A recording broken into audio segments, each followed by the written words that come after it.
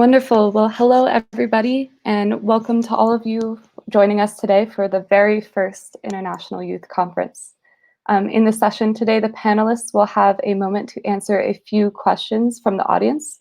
So please share your questions in the comment section of the Facebook video. Also, as we are getting settled in, please just take a moment to share this live stream on your social media accounts and use the hashtags that you see in the banner below. So I'd like to take a moment to first introduce myself. My name is Rebecca Hardenbrook, and I am a PhD student in mathematics based in Salt Lake City, Utah. I grew up in a small town in the Pacific Northwest of the United States. While I was there, I was fairly uneducated on many of the global issues facing millions and billions of people, let alone climate change.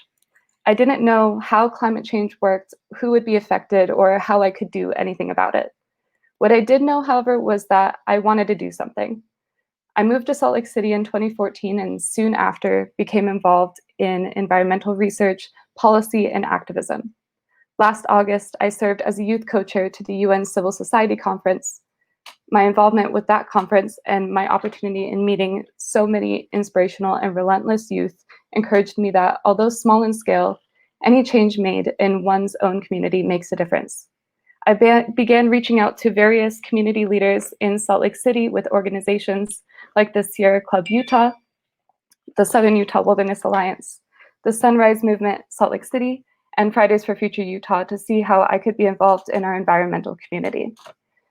Just this last April, we held an Earth Day webinar series instead of an in-person rally because of the current pandemic, and that was highly successful. We had thousands of people from our local community tune into our videos, which was very inspiring. I also realized that in my university, city, and state, large-scale environmental change ultimately comes through policy.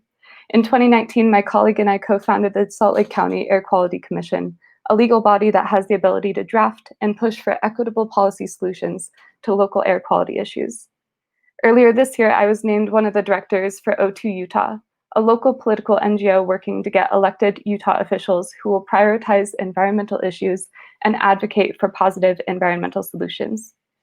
I was also voted onto the advisory board for the Village Cooperative, a Utah NGO working to make communities more sustainable and independent, primarily through access to freshly grown and nutritious food in their neighborhoods. In the past couple of months, I founded a student activist group called Divest You, and was also able to successfully push for the creation of an ad hoc committee within my university's government system to investigate divesting our university's endowment funds from the fossil fuel industry. We are hoping to see some legislation pushed through by next April regarding a full divestment. Pushing for environmental protections and an end to climate change is hard work, but I have been fortunate enough to have a large group of friends and colleagues, both locally and globally, who I can lean on for support. I hope that in attending this conference, you also will be able to establish and expand your network so that we can accomplish our collective goals for the climate. As mentioned in the opening session, this conference serves to bring young people together from around the world to discuss how we will move forward into the future and how we will lead our local and global communities in a post-COVID-19 world.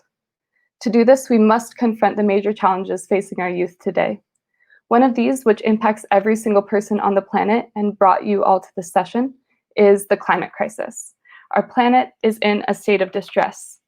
Each year, billions of tons of greenhouse gases are released into the atmosphere due to human civilization's reliance on coal, oil, and gas to drive our cars, power our electricity, and heat our homes. Because of this, our planet as a whole is getting warmer. Habitats are being destroyed as ocean waters acidify, Arctic sea ice melts, and the natural balance of individual ecosystems is lost due to factors such as changes in growing seasons. We are seeing more extreme droughts and famines in areas across the world as lakes become dry deserts and once fertile soil erodes away. Extreme weather events such as hurricanes, typhoons, and heat waves are becoming more frequent and severe, just last year displacing 26 million people from their communities into poverty and uncertainty. The sudden lack of resources felt by people in these heavily affected regions increases political tensions, threatening peace and security for these people. We can only expect this to get worse as the World Bank estimates that 140 million people will be displaced in sub-Saharan Africa, Latin America, and Asia by 2050.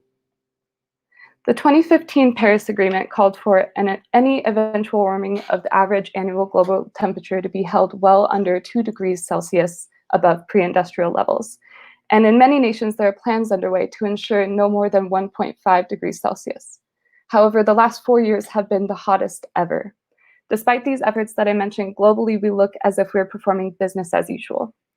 According to a 2019 report of the World Meteorological Organization, we are at least 1 degree Celsius above pre-industrial levels. If we choose to do nothing now, if we choose to ignore this crisis and carry on with our current ways of life, we may be on track to hitting 3 degrees Celsius above pre-industrial levels in less than 100 years. I know that I certainly cannot allow myself to stand by in the midst of this crisis.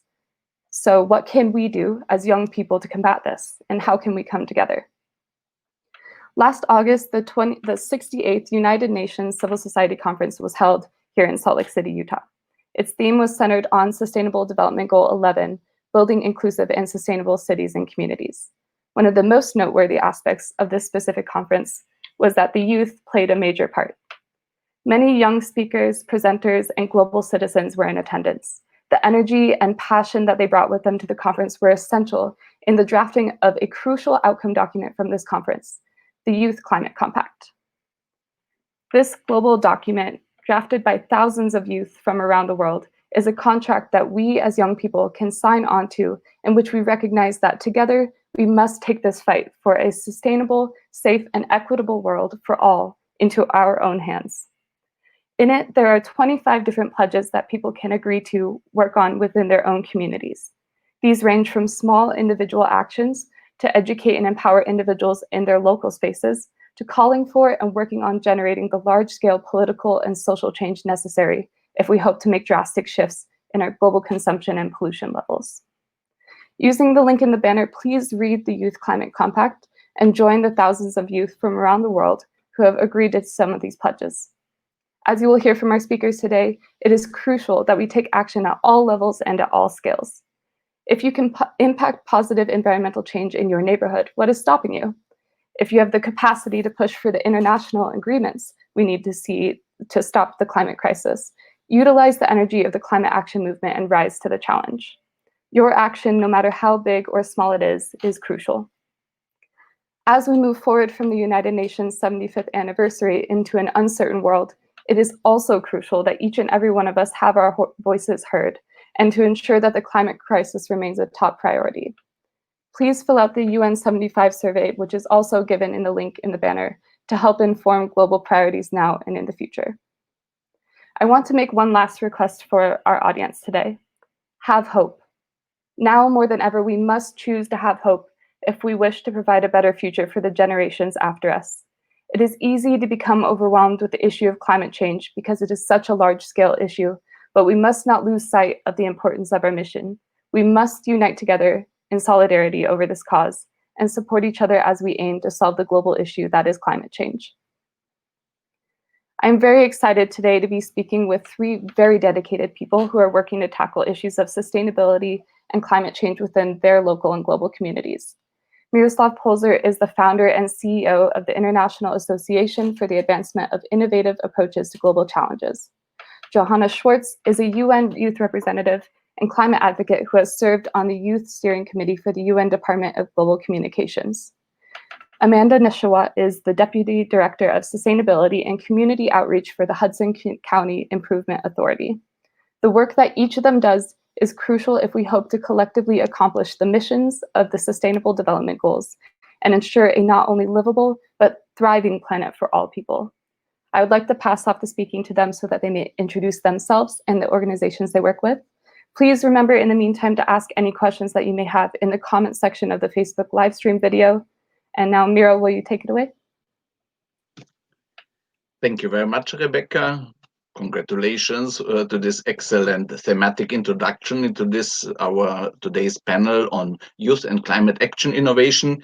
As Rebecca has mentioned, I'm with the International Association for the Advancement of Innovative Approaches to Global Challenges, and we have already in our name some kind of mission statement. We really see this climate crisis escalating, and we see global community not really delivering effective responses. And so we have been from our very origins looking at how can we improve the functioning of global community, how can we help the UN system to be more effective. And our answer is that we need to get everybody engaged. We have in our mind, or at least it used to be in my generation, that our national governments and the UN as a body that has been set up and is somehow owned by the national governments, that they will solve global challenges. But we see that this kind of thinking does not lead us anywhere. We need to really look at the individual, also at the young person, and to help everybody to become aware. There needs to be a cultural shift, there needs to be a value shift, and that really this our global commons, our common well-being and the well-being of future generations, that this gets a higher value, and that really everybody recognizes responsibility to contribute.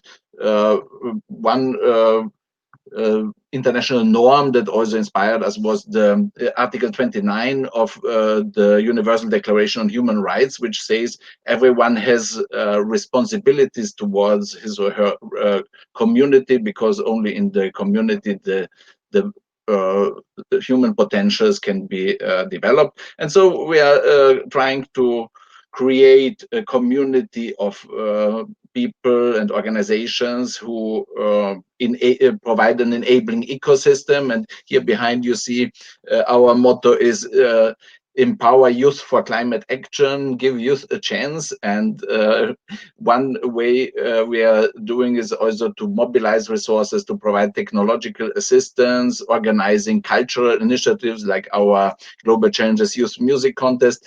And a concrete way how we support is that we have provided help in setting up or getting this StreamYard streaming service, and therefore we are honored and humbly we happy that our logo is also there in the upper right corner, that showing that we have helped in setting this up.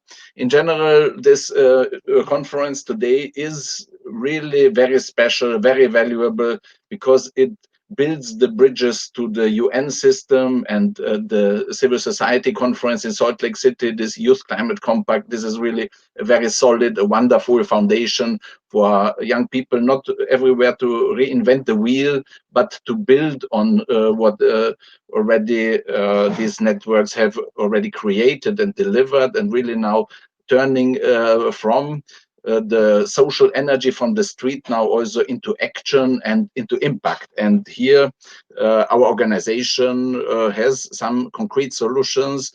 I would invite you to look up about our work on the internet using the hashtag GloCha, and there you will find the details. And I'm looking forward to the discussion with all of you now, and hand over to Johanna.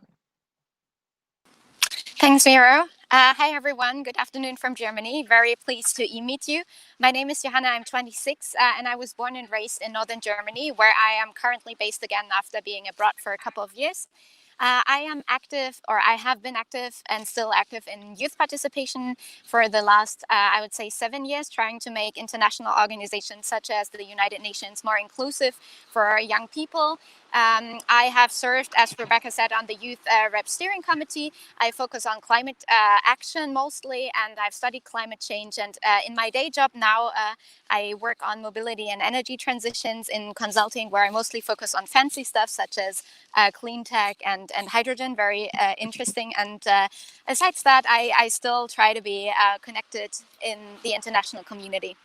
And I think I want to pause here because I would love to spend more time for the discussion. So Amanda, I'll just hand over to you. Thank you. Hi, my name is Amanda. I live in New Jersey in the United States. As Rebecca mentioned, I'm the Deputy Director of Sustainability and Community Outreach for the Hudson County Improvement Authority, which is in New Jersey. And I basically focus on implementing solutions, local solutions to climate change, and to bring sustainability initiatives into my town. I do what I do because I became increasingly frustrated with the fact that we have so many different solutions and people that really want to work on those solutions, and we weren't really moving forward in a fast-paced way that we need to in order to solve climate change. And so I set out basically to help communities understand that sustainability can be a benefit to the community and can be an important part of our communities. And so after working in my local community in Secaucus, New Jersey, for a few years, we proved that sustainability was important, and it actually justified them hiring me as their first full-time environmental director. And I worked there for a few years, and now I work for the county level, where I get to work with a dozen communities. I actually just started this job 2 weeks ago, so I'm really excited about what we can do. But I don't think that my story is necessarily unique. I think a lot of young people around the world are rising to the challenges that their communities are facing in the face of climate change, to help bring about change, but also to achieve the Sustainable Development Goals. Wonderful. Thank you so much, all of you, for being here and for sharing that and all of your expertise that we're about to hear. So just as a reminder to everybody who's watching and listening, please, if you have any questions for the panelists, put them in the comment section of the Facebook video, and we'll be able to see them as they come in. But let's go ahead and get started with the discussion. So my first question to all of you, especially now that we're living in this era where we're kind of living in this new world of pandemics and COVID-19 life and living, my question is, as we move forward into a post-COVID-19 pandemic world, what do you think will be the biggest challenges facing young people in the climate movement? So we'll start with Johanna. I think there are a couple. On the one hand, obviously, it is hard for us to lose the momentum that we just had with billions of people, young people, and older generations together rising to the streets every Friday. And then COVID-19 came, and it felt like everything stopped at that exact moment. And I, however, more see it as a chance, because we now have a time to reflect that economic growth isn't what is making us as human beings happy. It's our health, and it's our nature's health. And I feel like by being forced to stay at home and to reflect on what we actually want from our lives and what is the closest to our heart, we have a chance of really now taking more sustainable growth onwards from when we restart. However, I feel like we're at a turning point where we can either go one way, like go to the past, starting our economic recovery, but in a non-sustainable way, or we could decide on actually wanting to do it in a sustainable way. And, often the sustainable way is actually also the better way in terms of, pandemic, or managing the pandemic. As an example, we don't want people to take taxis or to be in overcrowded buses. We rather want people to bike, simply because then the infection risk is lower. So if we now take this chance and really push our governments, I think we can get there. And there is a lot of movement and momentum in the business community. We just need to not be frustrated and keep that momentum. Even for now, it's only virtual. When COVID-19 first happened, I was very concerned as someone who basically started their career as an organizer and an activist. I thought that this would really challenge us, because my favorite thing is going out and marching and organizing and being with other young people in solidarity to create momentum in a movement that we really, really need to create momentum in. But I've actually changed my mind. In the past month, I've seen a lot of activity online. We actually are a very resilient movement, which makes me very hopeful, actually, because we were able to put actions online. We're able to communicate and share our stories online like never before. And I think it's been very effective. I think this conference that we are in right now, I don't think that there would be this many people, around the world tuning in if it wasn't online. So I think that we really took this challenge and, turned it around and made it a benefit for us, like, the kind of climate warriors that we all are. Yeah, and if I may also add my thoughts on this. So I think that what the COVID pandemic has shown us is how fragile and vulnerable we are, and our societies, our economies, our public spaces, everything. It is really, um it was shattered very strongly. And on the other hand, it showed how strong, no, in this context, I would say the biggest challenge for young people is the functioning of society. Are there really networks and structures that are protecting the common good? Or is everything left to market forces or whoever? And the pandemic also showed us that the individual counts, my action counts, and really there have been wonderful initiatives, and Amanda was also involved there, and I guess Rebecca also. So really showing how on the local level there have been formed networks who helped one another, brought together resources. And what I think, and what we also try to do with our GloCha partnership, is to connect such local networks who care for the common good with global resources, with global knowledge, with technology, with financial resources, also with social energy, as we have this music initiative. And so we can really build these bridges between local and global, and really empower those who look for the common good. And as also in the title of the overall conference, the SDGs are mentioned. I really think the Sustainable Development Goals are some kind of compass for all of us, that we know in which direction we should go, what are the common good goals that we should all care about. So this is my thought. I look at the COVID crisis also as an opportunity. I really think that we can learn from it and rebuild better. I would agree in saying that in a strange way for our movement, this pandemic has kind of been a blessing, because it's forced us to look at the ways that we can do this connection virtually. As I mentioned, here in Salt Lake, we had a 3-day webinar series for Earth Day, and we had so many young people in attendance, and that was very inspiring. And then, of course, we wouldn't be having this conference if it weren't for that reason as well. My second question to you all is, what are some things that you are hopeful for or about with regards to the climate movement? So here we'll start with Amanda.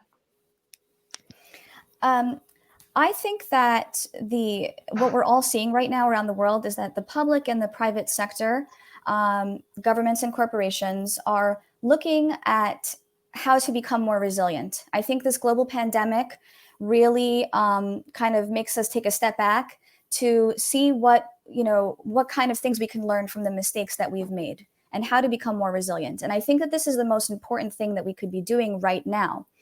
I think it's a very interesting time right now in our history when global leaders might be more inclined to talk about long-term thinking, not the short-term fixes that we constantly do, which is not going to get us to that, to global sustainability, but long-term thinking with recommendations from scientists and economists and other experts that have spent so much of their life trying to understand the world so that we can understand the world better and make better decisions for ourselves. I think COVID-19 around the world has really exposed a lot of the vulnerabilities that exist within our systems, our healthcare system, our food systems, our economy. And because of that, I think that this pandemic really opens the doors to communicate with world leaders about the dire need for changes that we need to make to the systems, the same exact systems that are, not so great right now, which will be significantly impacted by climate change, such as food, water, and energy systems, and have a more long-term vision that hopefully we all can be a part of. We can all chime in to demand that the changes that we make should be good for all and benefit everyone on the planet, no matter where we are, no matter where we live, and as well as benefiting our planet. That's what keeps me hopeful. Okay, so I will add also some thoughts. My hopes for the climate movement are twofold. On the one hand, it's on the individual level and on the local level. It's really this awareness, sometimes also this anxiety or so, really being afraid of these threats, that this can be turned into action and impact. So that's one necessary line of action, and everybody of us needs to become climate neutral in a relatively short time, and we need to take really micro steps and also structural steps towards our own climate neutrality. And I think that for this, everybody of us needs also support, and we are trying to work on this. And the second hope is that the global climate governance system will become more effective.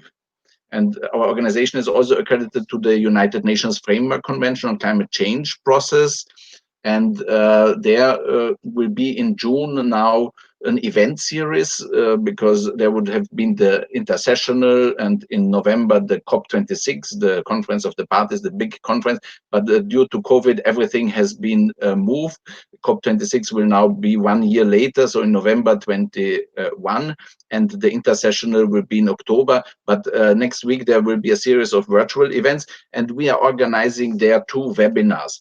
One is about engaging citizens and youth in climate ambition mobilization, because on the 5th of June, the COP26 presidency will launch a Race to Zero climate ambition campaign for cities, for corporations and investors. But they are not looking at the individual and the young person, but we think there is the big social energy, and therefore we will have a discussion around how to include there also these groups. And the other webinar will be about reimagining the COPs, or envisaging people's COP. Because we have the Paris Agreement, we have the national governments who have signed on their responsibility, but we need also each of us, and also our schools, our companies, our cities, they need to take on responsibility, specify this responsibility, create pacts, digital climate action pacts. And so we hope that in November we will have some kind of people's COP where we will really start a community, and really using blockchain technology create really real transaction and real relations where people will organize themselves and start the journey towards climate neutrality on all levels.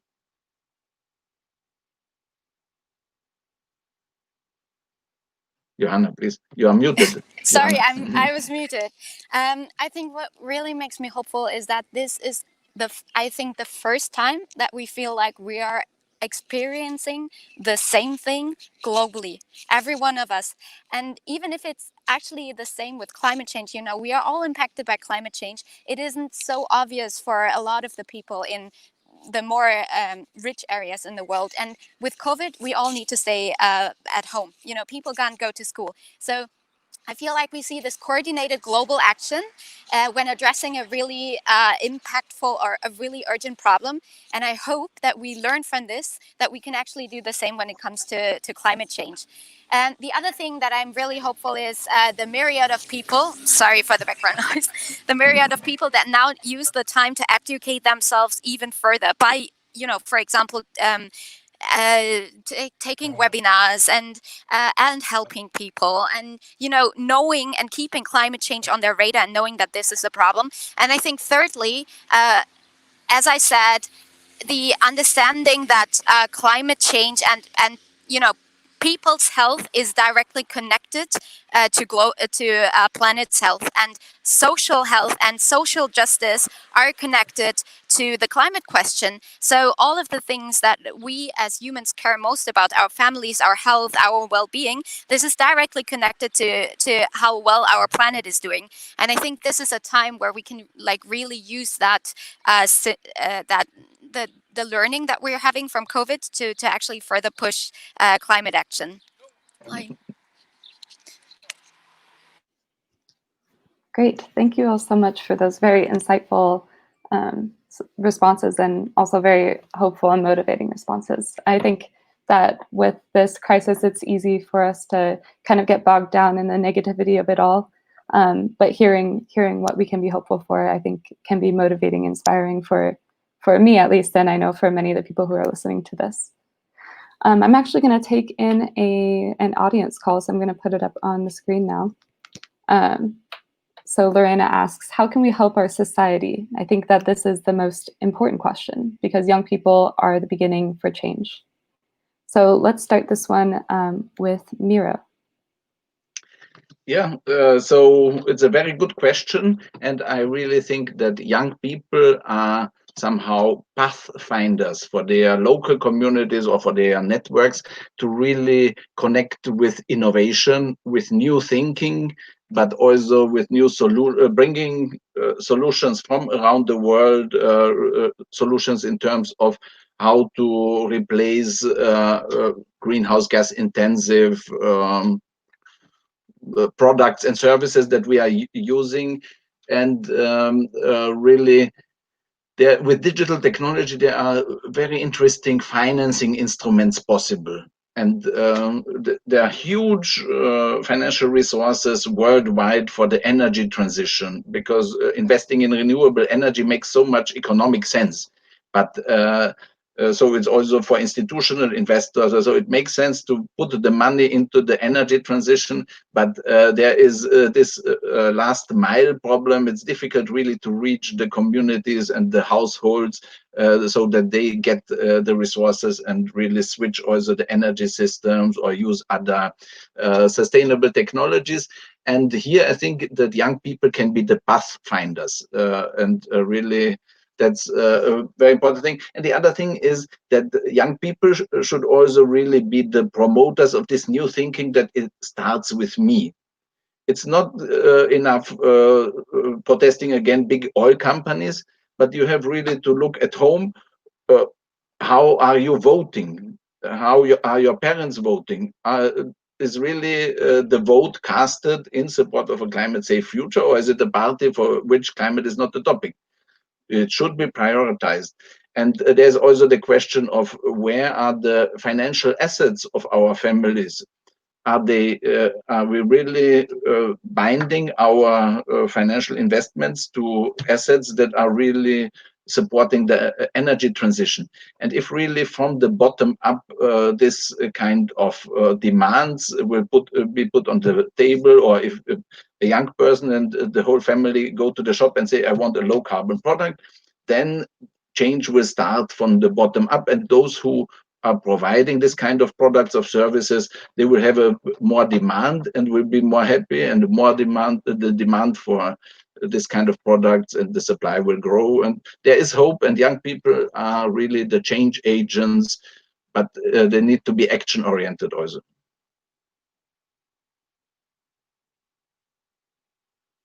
Great. How about we hear from Johanna on this question next?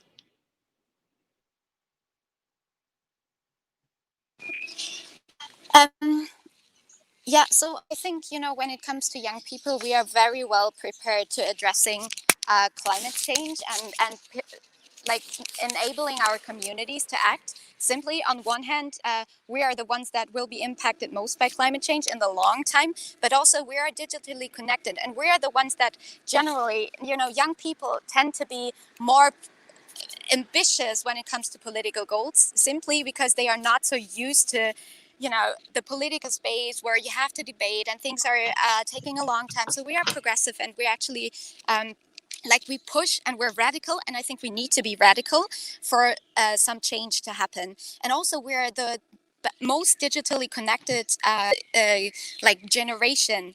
We are the ones that are best educated as a generation. When you look at previous generations, we're the largest youth generation ever accounted for. So if it's not us pushing for change, then who should be? And I think Miro made an excellent point. It's really about all of us. We shouldn't focus on politicians to do the job, or we shouldn't focus on young climate activists to do the job either. Any one of us can do it. And it doesn't matter whether you speak at the UN or whether you are picking up litter in your community. That is super, super important to understand. Everyone is making a difference. Yes, I definitely agree with everything that Miro and Johanna have said. And I just want to pick up on what Johanna said about the younger generations. Millennials and Gen Z, we are the loudest, we are the most diverse, we are the most educated, and in many cases, for millennials especially, we have the most purchasing power. And we are putting our money where our mouth is, and we want to work for companies that care about social and environmental causes. And that's really one thing that I really want, to impart on young people is that, whatever career that you choose in your life, you can have a sustainability focus, whether you're a business person or a finance person or an educator or someone that wants to run for office.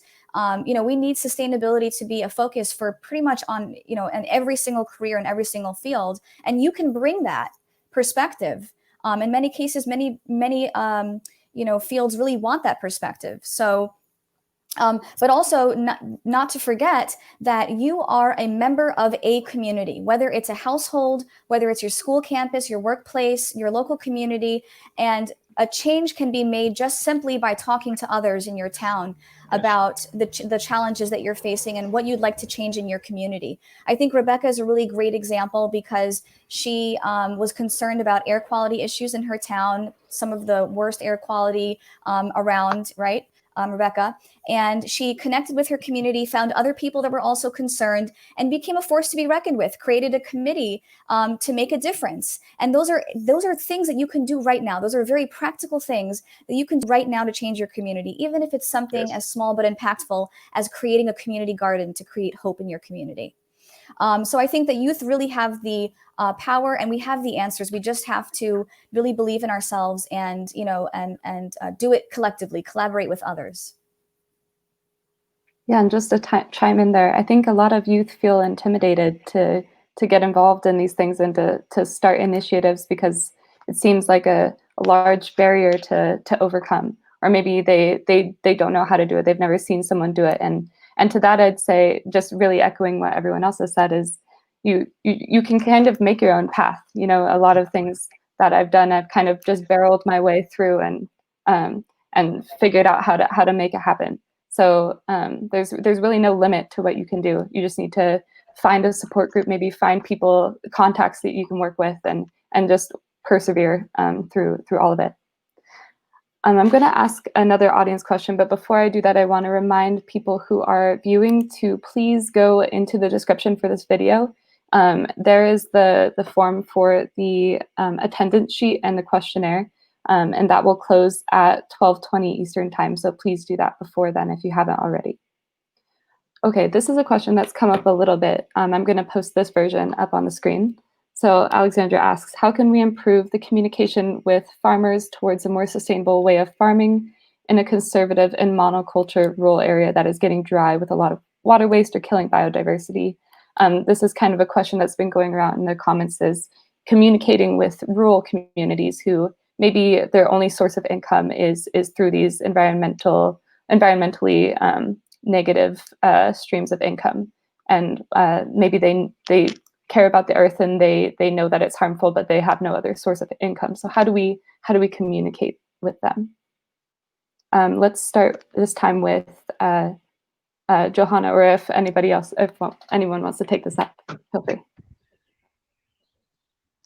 Sure. Then I'll quickly answer to this, because it's actually a really interesting topic that I've also focused on in my studies. It's called how do you communicate climate change? Because what happens with climate change, and we touched upon that already, from a behavioral science perspective, people are really feeling disempowered to act because it's such a large and complicated topic, such a global topic, and there are so many, scientific uncertainties about the actual scale and what's going to happen in the next 10 years and stuff. So people do feel disempowered, and I think one of the best ways is to break it down to a very local topic and a very tangible topic that you can address. So it is perfect that if you have a community that is actually threatened by climate change in a very specific way, for example, by the groundwater drying out, that is impacting people's lives or is going to impact people's lives in the very near future.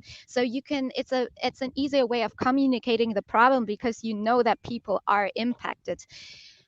So I think on the particular question around farming in rural communities, so my grandpa is a farmer, so I am somewhat used to like also the farming perspective of it. And yes, if you make a living out of it, you might have to make trade-offs between being sustainable and actually being in or making an economic living. But I think one of the reasons that you can do as a farmer is you can push the government for changing the subsidy schemes. You know, if you subsidize sustainable farming way more, then it becomes also economically more it's economically more possible to do the right thing. And very often for farmers it's not, because they are not paid as much for not using unsustainable forms of fertilizer, for example. So we need to change the schemes. I think Yes. always like group sessions work very well. So if you just bring together everyone in the community and making very very clear what the topic is and letting everyone like express their concerns and how they think they can tackle it, I think that's a wonderful option. And then in the long run, you know, farmers also want their farms to be run by their children and grandchildren. It's a very like psychological thing that they want to keep the tradition and the family business. And they, if once they understand that they won't be able to keep the family business if nothing is changing, then they have this inherent interest of actually changing something. And sometimes you might be able to take a slight economic disadvantage if in the longer run you are able to keep your farm, for example. I mean, it's a very, you have to look at the realities of people in that particular area. So it's not so easy to generally answer it, but I think there are ways to do it, like changing subsidy schemes and making it an emotional topic, to connecting it to family business, basically.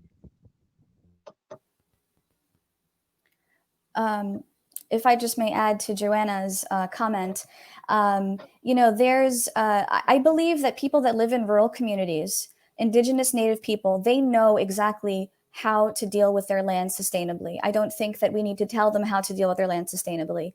I think that the problem is part of a more global global issue, which is that farmers around the world are not able to keep up with the demand and the turnaround that huge global corporations you know, are doing, the way that they're doing it.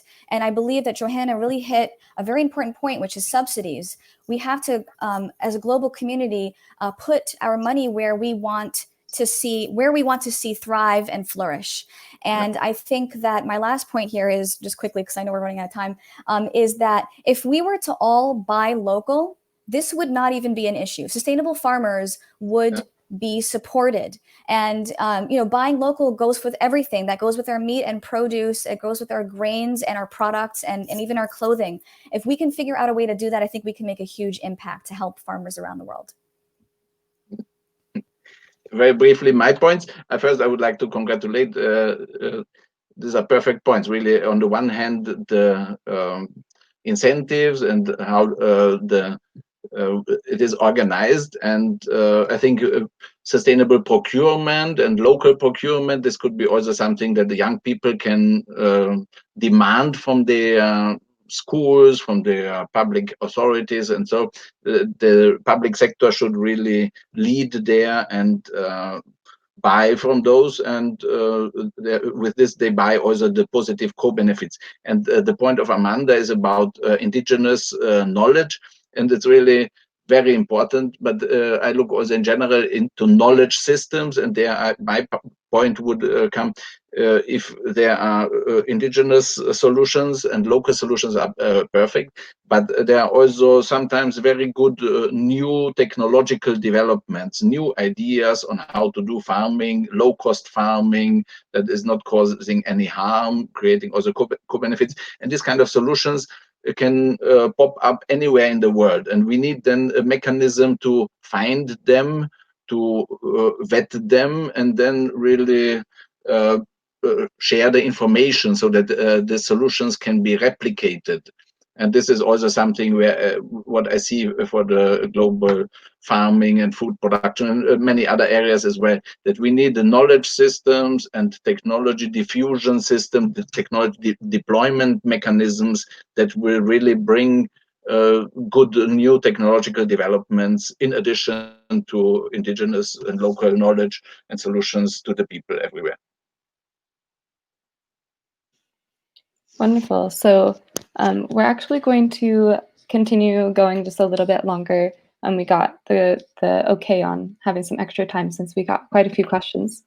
I'm going to ask just one last question here before the final one. And that question is, again, kind of being asked throughout. So people are wondering, how do you relate or correspond the fight against climate change to maybe people's well-being through nutrition or through peace and security issues happening around the world? Like, what is the link between climate change and these other issues that we're seeing with people's well-being, whether that be maybe mental health, maybe nutritional, maybe just their ability to be safe because of the regions that they're in. And maybe we'll start with Amanda.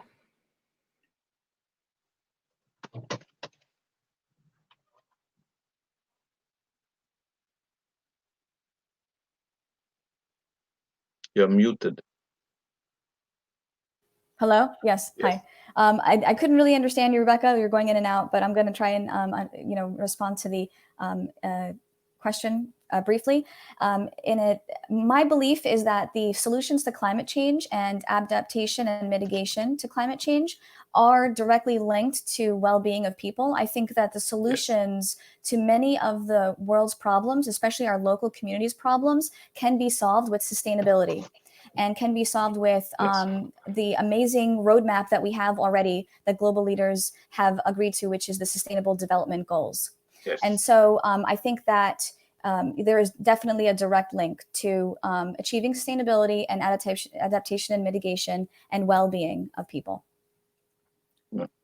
And I would also say here that if there's a trade-off, if people need to decide between the well-being and nutrition and climate action, then the climate solution is not the right solution. There are better solutions that integrate all the necessary dimensions. Great. I think this is one thing last year at the 68th UN CSC conference, when I was meeting a lot of youth and we were talking about what SDGs they're passionate about. You know, there was a photo booth where people were taking photos with their favorite SDG. It was hard for a lot of people to decide. And one that always came up though was something centered on climate action. So I really firmly believe that it's really centered with all of the other SDGs. It's hard to separate all of these goals.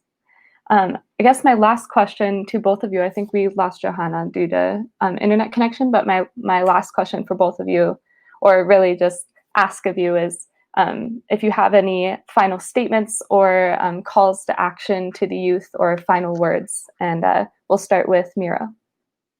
Yeah, thanks for this question. I've been waiting for it because we really are the youth empowerment people, and we are creating this enabling ecosystem.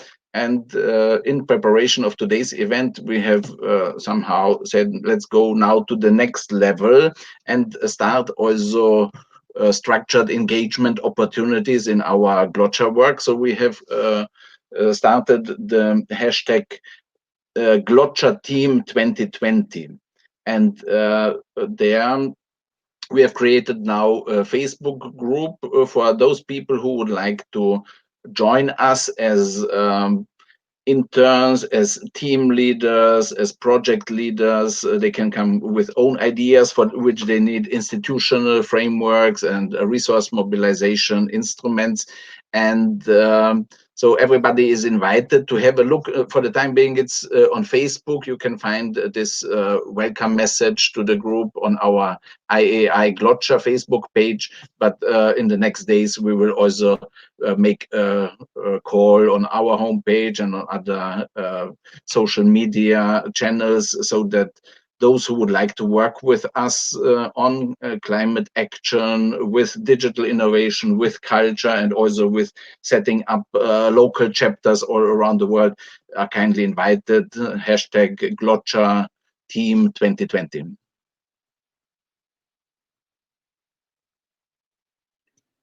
Perfect. Yeah, I think we've been panel. losing some internet connection as well on That's a Amanda's pity. end. They were such wonderful panelists.